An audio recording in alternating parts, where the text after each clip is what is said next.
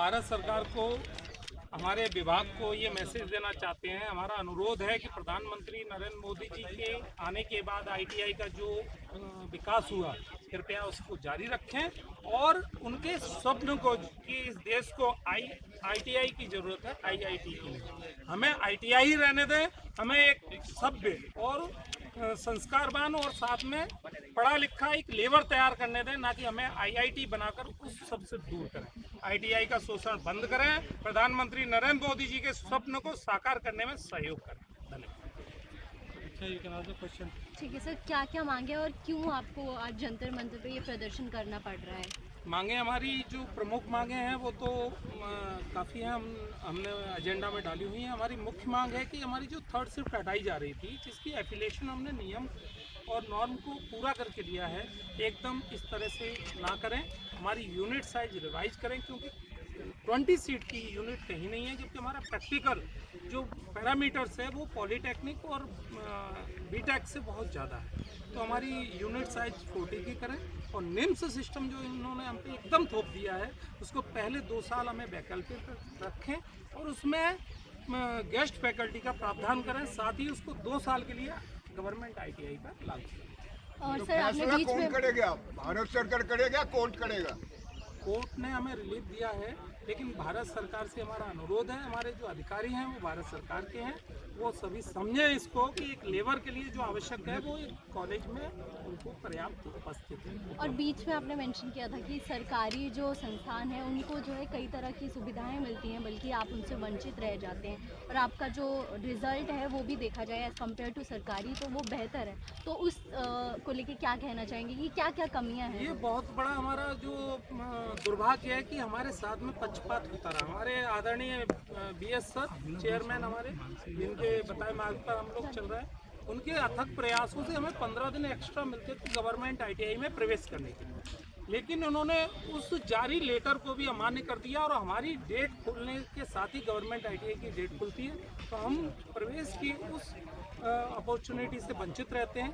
ITI को gradation का जो खंड आता है उसमें 4.0 से ऊपर ग्रेडिंग होने के बाद भी हमको शामिल नहीं किया जाता।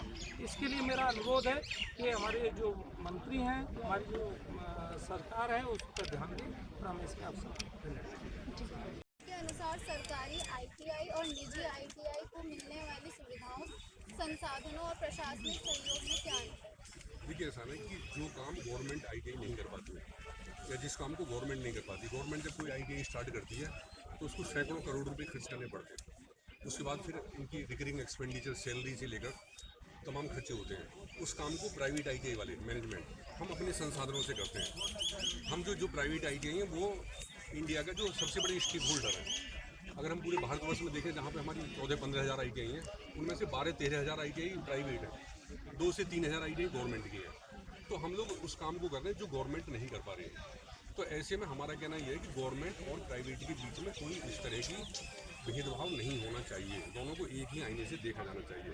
क्योंकि being the biggest stakeholder, हम जो गवर्नमेंट से एक भी पैसा लिए बिना हम इन संस्थानों को अपने संसाधनों से चलाते हैं, अपने रिसोर्सेज से।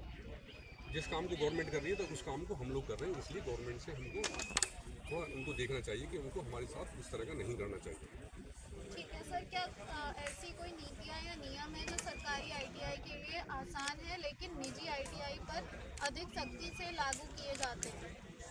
लेकिन मेरा कहना यह है कि जो आईटीआई है, अब अगर हम जो है, जो कहा जाता है कि अगर हमको देखिए, हम एक तरफ विकसित भारत की बात कर रहे हैं कि 2047, यदि हम आईटीआई को मजबूत नहीं करेंगे, जो हमारे माननीय प्रधानमंत्री नरेंद्र मोदी जी कहते हैं कि हमको आईआईटी नहीं चाहिए, हमको आईटीआई चाहिए, हमको आईटीआई चाहिए।